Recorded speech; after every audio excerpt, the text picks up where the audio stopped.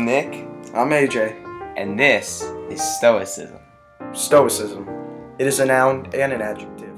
One who is seemingly indifferent to or unaffected by joy, grief, pleasure, or pain.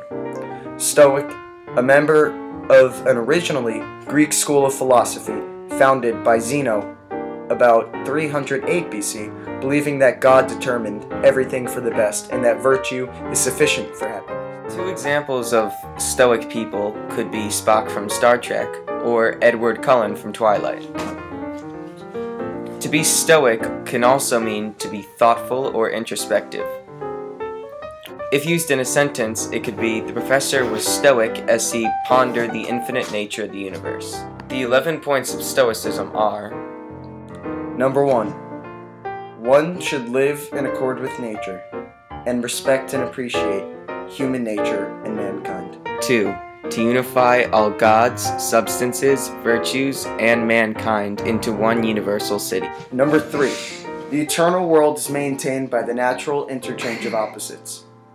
Number 4. Everyone has a personal, individual connection to a God within. Number 5. Every soul has free will to act.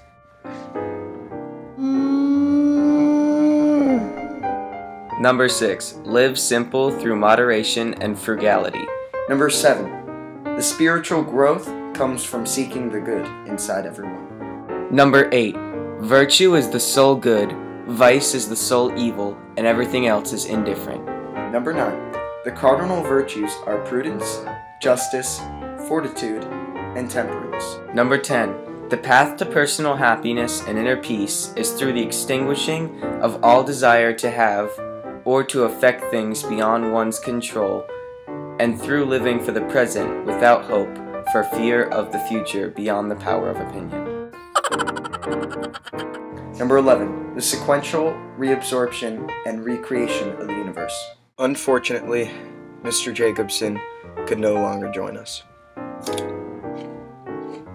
The Stoics remind us that when it comes to life, fate, or fortune, that we should expect the unexpected because our fate is in God's hands. The Stoics did in fact believe that emotions, like fear or envy, either were false judgments due to their belief in indifference. Indifference in this case means lack of interest or concern. When considering the doctrines of the Stoics, it is important to remember that they think of philosophy not as an interesting pastime or even a particular body of knowledge, but as a way of life. They lived following the ethical way of Stoicism. Stoic ethics achieves a certain validity and credibility within the context of their theories and psychology that were actually handed down to them from many of the most famous philosophers like Plato and Aristotle. The Stoics and Zeno defined philosophy as a kind of practice or exercise concerning what is beneficial in life. One of the Stoics' main beliefs were that once we come to know what in the world around us are really like, and especially the name of value, we will be utterly transformed. The Hellenistic Age occurred in Eastern Mediterranean and the Middle East, and was a period between the death of Alexander the Great in 323 BC to the conquest of Egypt by Rome in 30 BC. Essential question number 1. These times in Rome created the mind and philosophical principles of Stoic, very much so that it greatly influenced Stoics' beliefs. In the political and social context of the Hellenistic period, it influenced Stoic and Stoicism. Stoicism provided a psychological fortress for Stoics, which secured them from bad fortune. Superstition and bad luck were popular threats in Rome during the Hellenistic Age, so the security that Stoicism provided for the Stoics helped create Stoics' beliefs. This made Stoicism more desirable, impacting Stoic and his philosophy. Yeah. Essential question number 2. We live in communities where our own time, place, and culture influences our identities. We are caught up in history, social life, education, and religious beliefs that truly influence who we are. One of the main points of Stoicism that is still highly acknowledged today is our belief in God and how obeying Him can make our lives better. This is also known as karma today. All of our social economical, and political thinking is influenced by cultural and intellectual traditions, like worldviews that constrain and make sense of our beliefs. Our culture is alike that of Stoic, and his beliefs are many of what we follow today.